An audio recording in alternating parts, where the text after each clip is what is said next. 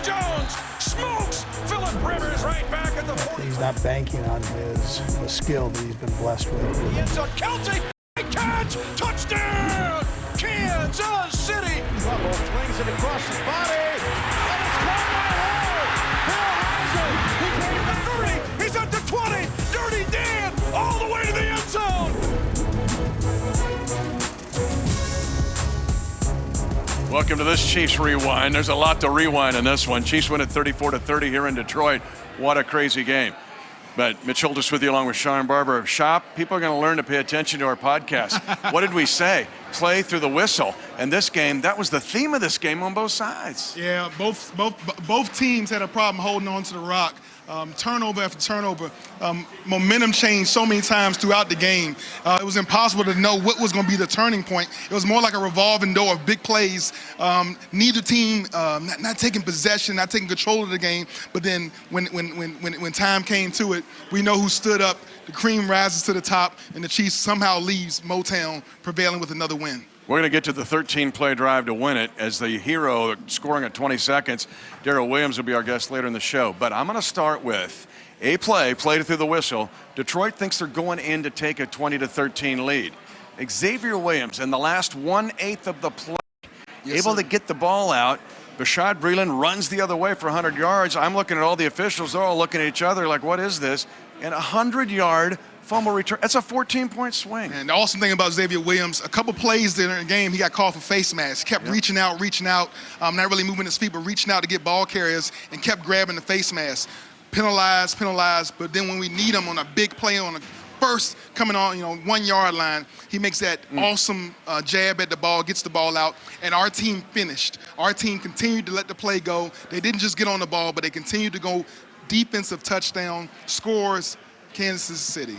The other side, 3 straight touches, turning the ball over, kickoff return, and then at the end of the play, the ball gets poked out on Williams and also Sammy Watkins. But let's go out to the 13-play touchdown drive to win it. 4th down and 8. At the end of the plank, here is, Luke Skywalker again getting the scramble. But in my heart of hearts, I didn't have a doubt. I thought he's going to lead this team down the field to a win. I mean, the dude's clutch. Yeah. Somehow, some way, he always finds either the great throw, the vision, or either have the mobility to create enough scrambling yards to get the first down. When the Red Seas parted, and he saw that rush lane to be able to get enough for the first down, he had not only the will but the way to scramble enough just to get the first down. Amazing play by Pat Mahomes. He uses Daryl Williams. He uses Kelsey. He uses Pringle. He uses D-Rob to get down there. Pringle had 1 catch for 7 yards. That's a tough catch he made to get inside the 5. That might have been the biggest catch of the entire ball game. Wow. Getting us from just having a field goal opportunity to actually now thinking about touchdown to take the lead with only a few seconds left in the ball game. Big play by Pringle. Yeah, this was a tough game. Give credit to the Lions now. Their run game, and I thought Stafford did a heck of a job. The defense made enough plays, though. There was enough plays. The Honey Badger gets the sack. Another play by Okafor, but it took all of that to beat these guys. Yeah, Detroit gave us their best. They gave us all their best. Late in the game, you saw them double teaming Kelsey. They a couple times their defense probably should have been called for some illegal chucks downfield. But the way the game was going, the referees wasn't going to play a part in this. They was going to let the game be played on the field. And our guys made so many big plays coming down the stretch. You got to take your hat off to the Chiefs. This wasn't a fantasy football day. It's a reality win. Stay tuned. We got more coming. All right. As far as the injuries go, Okafor just strained his hip a little bit, but I think he's going to be all right when it's all said and done. The Damian Wilson thing was kind of weird. They asked him to come off the field, and then there was a little confusion after that exactly what went on. Then they said he could come back in, but it all worked out where he could come back in if we needed him at the end there. So my hat goes off to Matt Patricia for the job that he's done. I mean, we saw this on tape, so this wasn't something that we came here not knowing, but he has done a phenomenal job with this football team. And their personnel guys have brought some good players in to go with that, but this is a well-coached football team right here. And again, my hat goes off to him for the job that he's done. The Lions are in a good place with him at the helm there. Turnovers were a factor in the game, so we had 3 of them, but we ended up getting that score. one of theirs. They had a couple of them, and we were able to score on that. Again, Spags continually gets after these guys about scooping and scoring when you give them the opportunity, and then finishing the play. Now, Tyron helped him along, helped Breland along with that, finish it. You saw when he got to about the 50, he slowed down a little bit, but ended up taking it the rest of the way. And I'm sure Matt's telling his guys the same thing I'm saying. You can't have the turnovers that you have, or it costs you. And this team here, the Lions, has done a great job. They did it against the Chargers, and they've done a great job of getting themselves scores off of turnovers and capitalizing on those things. I was proud of our defensive front for the 4 sacks.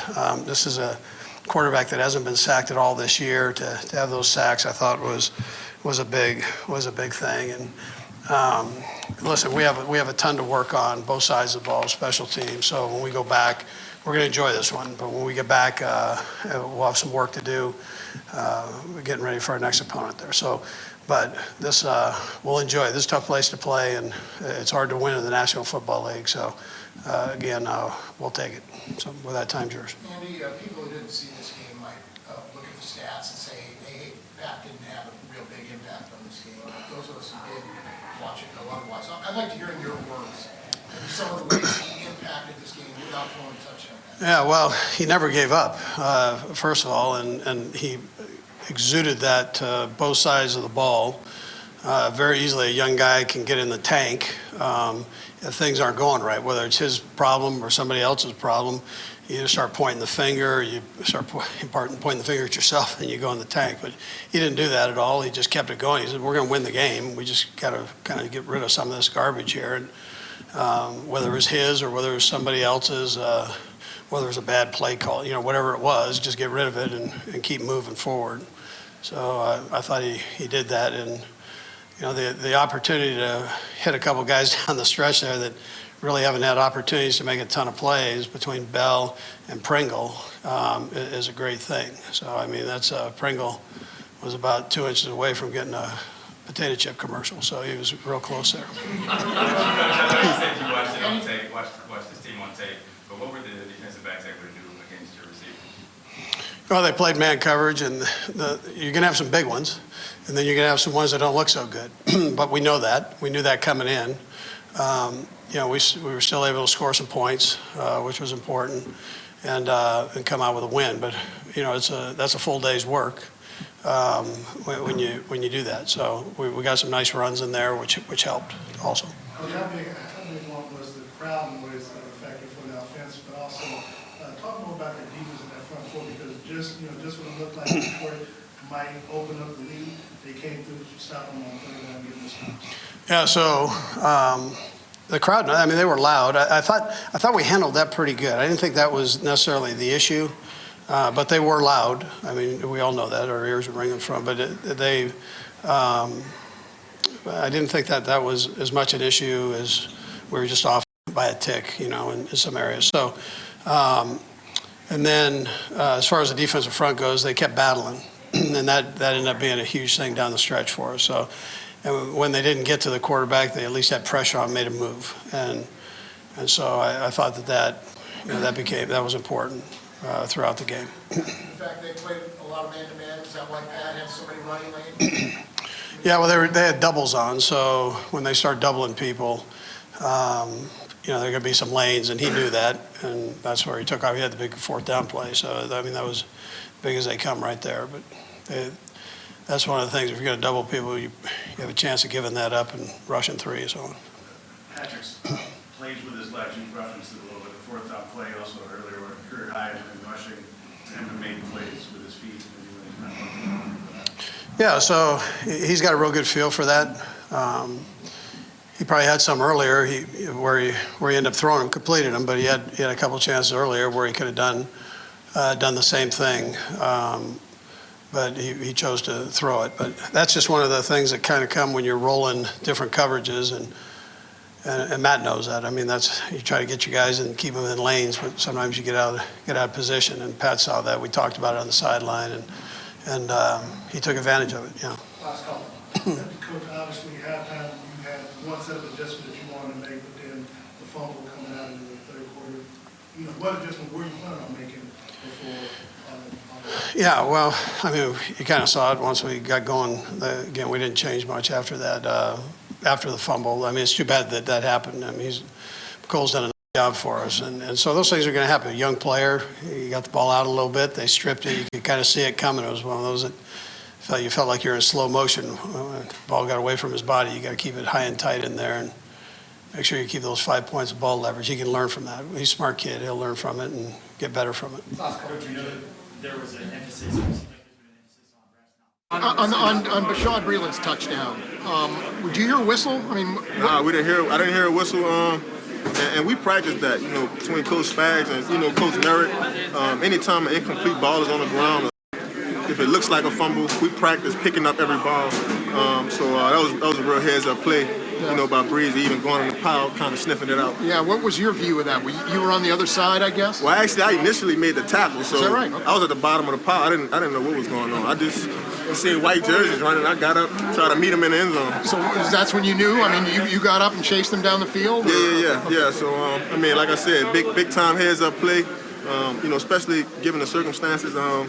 Constantly having, defend, they're getting the ball in their territory.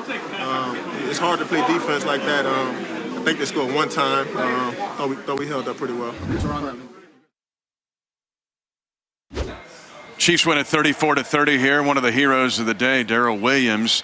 Man, let's just talk about this game. We talked about playing to the whistle all week long. What about this game and playing to the whistle? It was a real tough one. We had a couple turnovers at the beginning of the game. We had to play all 4 quarters. That's what we came out there, and we came out victorious. Let's go to that last drive, 13-play drive. You had a lot of touches on it. Kind of walk us through that drive and just the poise in the huddle and with the crowd going crazy and the no huddle and pulling it off. That was a real long drive. We know we wanted to come in and get a touchdown, not a field goal. At the end of the day, we had to do whatever it takes to get a touchdown. O-line did a great job up front. Pat was just being Pat, just getting the receivers the ball. The receivers did a good job of getting open and we came out victorious. I'm going to ask you, sometimes you got to protect, you had to catch the screen, then you got to run it, you got to dig into the end zone, get all the stuff that's required of you in the 2-minute offense in your role. I pride myself on being an every down back, doing whatever it takes. Is that blocking for Pat, catching the ball out the backfield, or even running the ball, trying to be every down back, do whatever it takes to get a dub for this team. And the poise you have to show as a team, not only yourself, but as a whole group, to stay poised in a game like this. Everybody was in the huddle. Everybody was real calm. No doubt in our mind, we know what's going to go in there and score. That's what we did.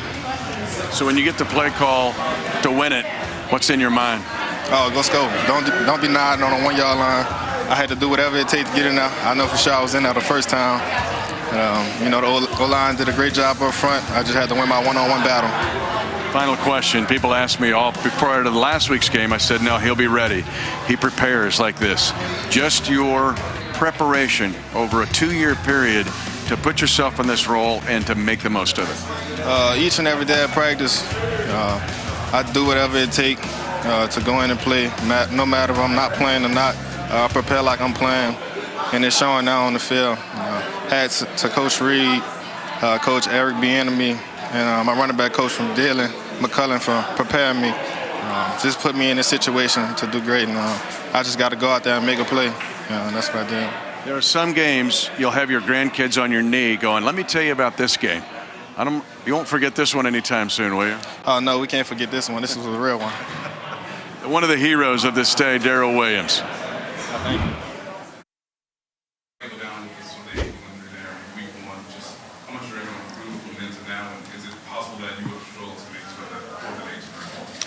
Yeah, definitely. I mean, we've been working on it with the training in the training room and doing those different things. I mean, it's still not where I want it to be. It's not like it was before the injury, but I'm still able to run and move around enough. And so, with what they were doing, I knew there was lanes for me to run, and so I just saw the lane and just took it.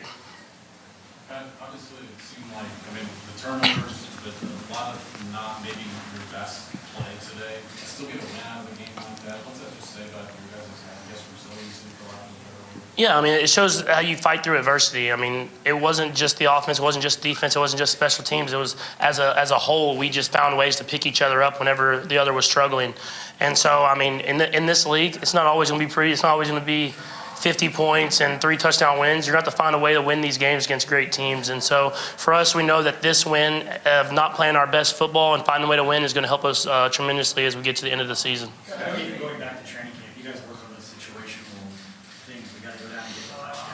What was your message in the huddle before that drive to your teammates before you guys got going? I think the whole message that I had the whole second half to my teammates and in the huddle was just be who we are. I mean, it's not about someone having to do something spectacular. It's not about someone having to do and be more than themselves. It's about believing in each other and just being who we are, and then letting everything kind of fall in line whenever you follow those footsteps. Patrick, of course you watch film on this defense, but were they doing anything differently than what you saw on film as far as downfield doubling your receivers? No, we knew they were gonna double Kels a lot. We knew that they were gonna play some man coverage, and I mean they just did a good job of it. I felt like we moved the ball well, kind of down the field between the 20s, and we just couldn't execute in the red zone. And then at the same time, the turnovers, I mean, they kill drives. And so for us, it's going to be about going back now and finding a way to execute better in the red zone, and then finding a way to secure the ball and not give the ball back to the other team. This was the first game for you without a bunch of touchdowns in a while, which I know you don't care about as long as you win, but do you still feel like you had the same impact on today's game that you had all, let's say, the first 3 games this year? Yeah, I mean, just finding whatever way is to win the football game. I mean, that's how you roll in this league. It's not always the touchdowns and the yards. It's about just finding a way to win. And if that was running for the first down, if that was handing the ball off and letting my running backs work for me, I mean, I'm going to do that. I mean, if you want to be great as a team and as a player, it's how you win the game. And so for me, I'm just going to go out there every single week and do whatever it takes to win it. Couple more guys.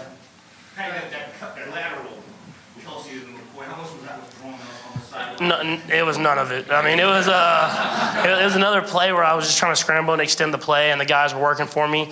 And I actually saw Shawn first, but I saw Kelsey further down the field, and I threw it to him, and I just saw that look in his eye, and I knew something was going to happen. So, but that's such an amazing play. But I got to think that in that moment, and it's a selfless play because I mean that's giving all of his yards to LaShawn on that play. So it just shows in the same sense as he just wants to win in whatever way possible. Patrick, it's one thing to practice with loud noise, but it's another to play in this dome experience. This is the first time you played in the regular season, and you won't play in it, I believe, on the road the rest of this year. How effective was the crowd noise in the play calling for you trying to get things done? Yeah, I mean it was loud for sure. I mean those guys, they were rowdy, especially on that last drive and a few of the drives before that. And we had to find ways to execute it. I mean it helps out that we play in a division with a lot of teams like Denver and Oakland, and we played Seattle last year, and where it's loud. And so we've been experienced with that. And going back to that and knowing that, and just being able to use the silent cadence and use their nonverbal communication and stuff that we work on all throughout the offseason. That Lions defense, bend don't break. Anything about the defense surprise you, impress you today? Yeah, I mean, they just executed at a high level. They found ways to get the ball out of our hands, to get fumbles, and then they found ways to take away some of the stuff that we like to do. And I feel like there were still plays to be had that we didn't execute on. But I mean, that's a good football team, and they hadn't lost a game for a reason. Patrick, I remember you saying back at training camp that with all the rotations of guys that were playing with the ones, you said whenever you get the opportunity, just make a play. Play your team. So on the final drive, I mean, Kelsey, Marcus Robinson, Daryl Williams, Byron Pringle.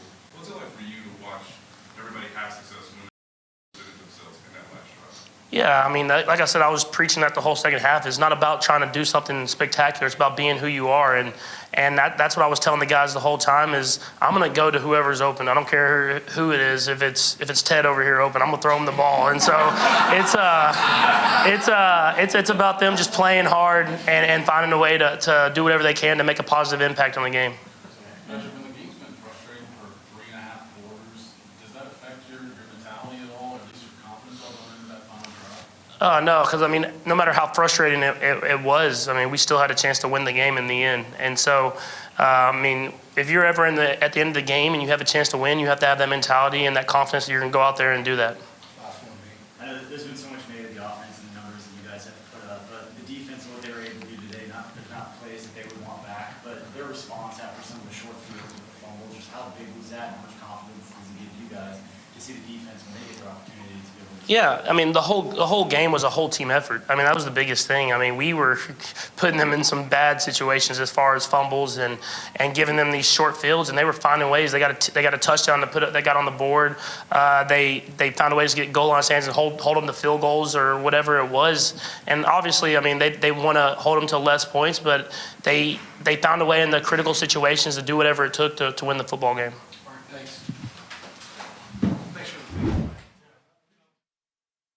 Shawn, back and forth game, just how big was this for you guys to win?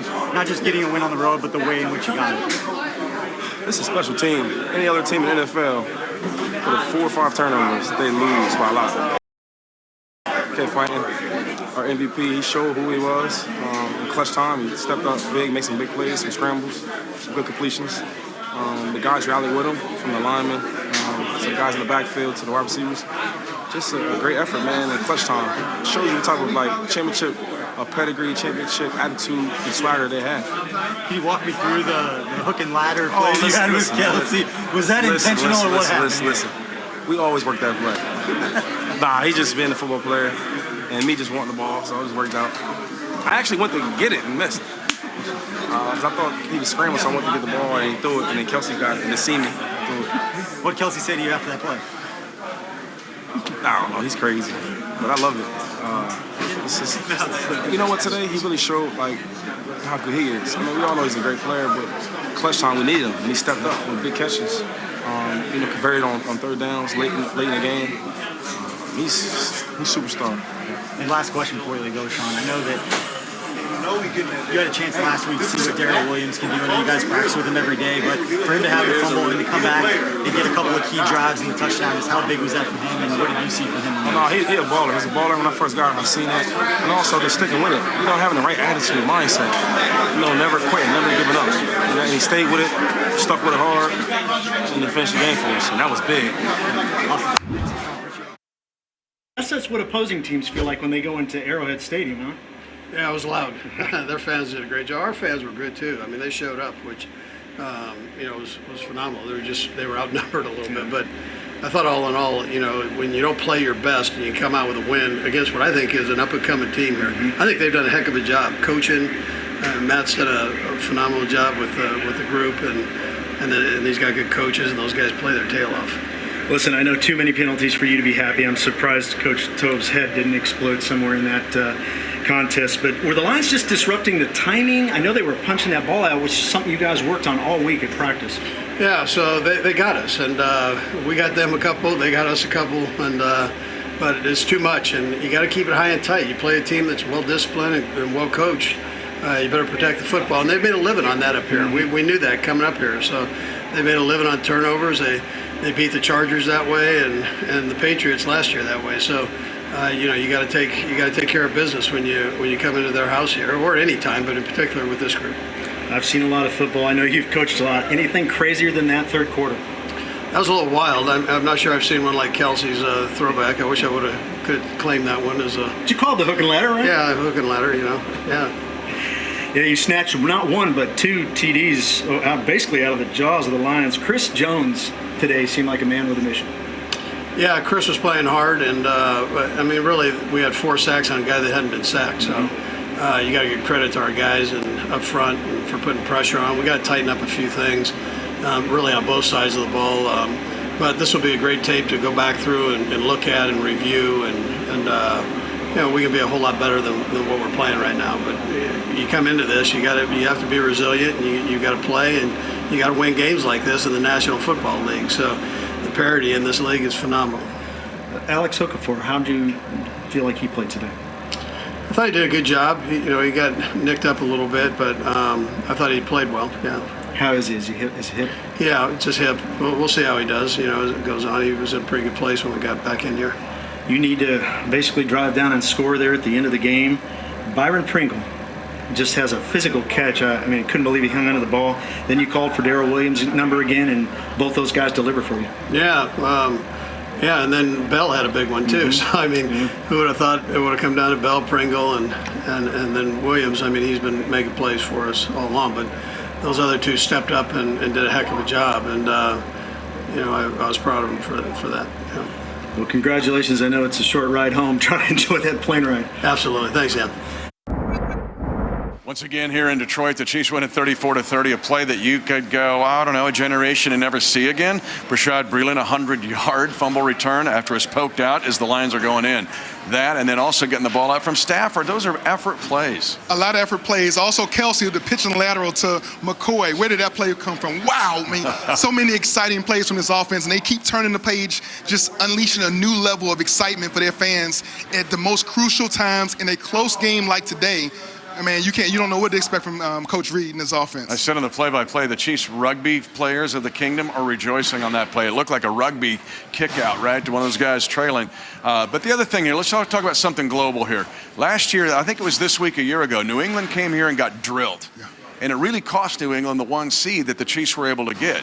I mean, you're playing 2 games every week. You're playing the team in front of you, but you're also playing like everybody else in the standings. So to get this win, just how gigantic is it? It always has playoff scenario. We never know when it's going to come down to a one-win victory, cementing your home field advantage or making your record be the record that gets home field advantage all throughout the playoffs. This was one of those victories that you can turn back at the end of the season and say, this is probably where the Chiefs got home field advantage. And again, it bears repeating. This is a game New England did not get last year, and it really kind of put them behind. All right, now let's turn to the week ahead here because it's time to get for the next 5 at Arrowhead. Seems unreal after all these games on the road, but a Sunday night football game against the Colts, and they'll come in wounded. They took a shot today. Yeah, the Colts got, the Raiders got the best of them. But the Colts will come in, they'll have some fire, right? They'll have some payback. Another one of Coach Andy Reid's disciples, kind of. Chris Ballard, yeah. That same philosophy is going to come in town. We'll have them at the Kingdom, and then the Texans game, right? The Texans come in after that, and then Thursday night at Mile High, right? Yep. Thursday night at Denver, and then we finish off that second quarter with the game against the Packers. Yeah, but you're going to want to regurgitate this one because there's 1,000 things to look at in this Chiefs 34-30 victory over the Lions. He's Shawn Barber. I'm Mitch Holthus. Thanks for joining us from Detroit. Line is brought to you by Ford, the official car and truck of the Kansas City Chiefs, and by Community America Credit Union, the official banking partner of the Kansas City Chiefs.